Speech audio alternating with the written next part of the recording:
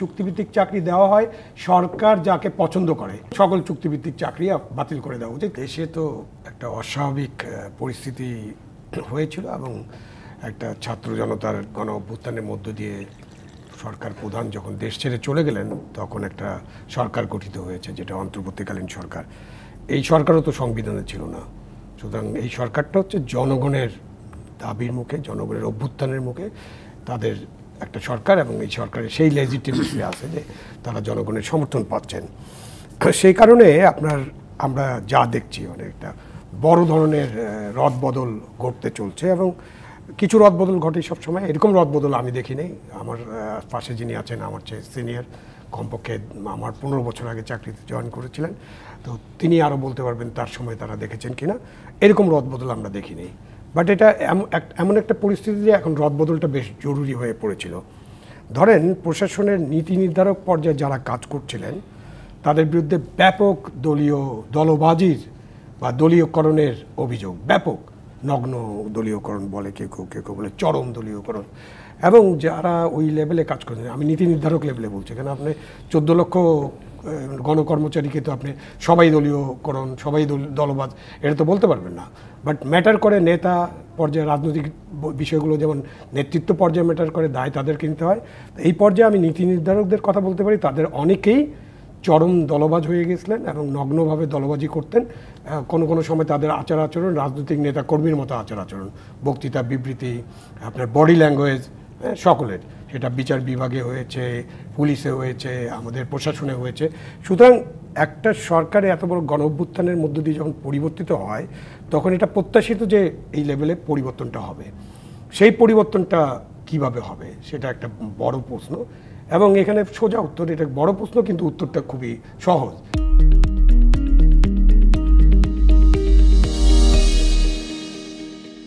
সেই পরিবর্তনও হবে আমরা দেশের সংবিধান, আইন কানুন, বিধিবিধান মেনে সব কিছু করব।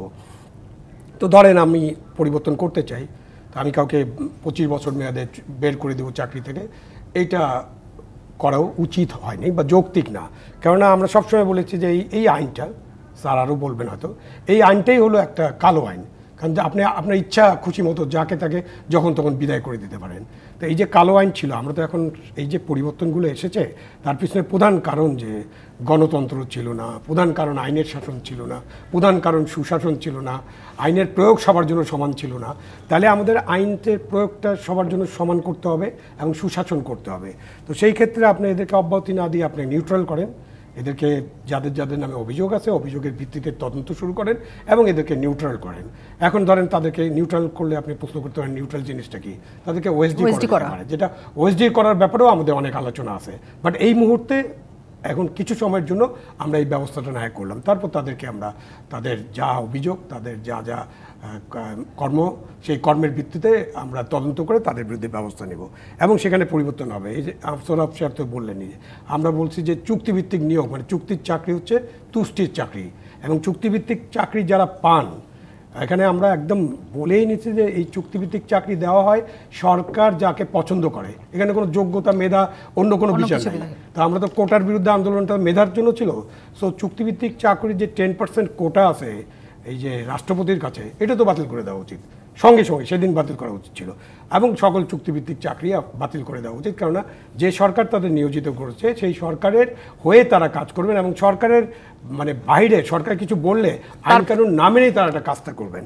তো এই যে কিছু পরিবর্তন দরকার ছিল, কিন্তু আপনি চাপ প্রয়োগ করবেন, আপনি মিছিল করবেন, আপনি কলেজে ঢুকবেন, একদল ছাত্র ঢুকে প্রিন্সিপালকে বলেন আপনি চলে যান, এইটা কোনো নিয়ম না। সুতরাং নিয়মের মধ্যে থাকতে হবে, আইনের মধ্যে থাকতে হবে, বিধিবিধান অনুসরণ করে সব কাজটা করতে হবে। আর এইটা লাস্ট কথা বলি যে এটা কিন্তু সংস্কার না, এটা জাস্ট অদল বদল। আমরা সেটাই সংস্কার এবং অদল বদলের কথাই আমরা জানতে চাইছিলাম।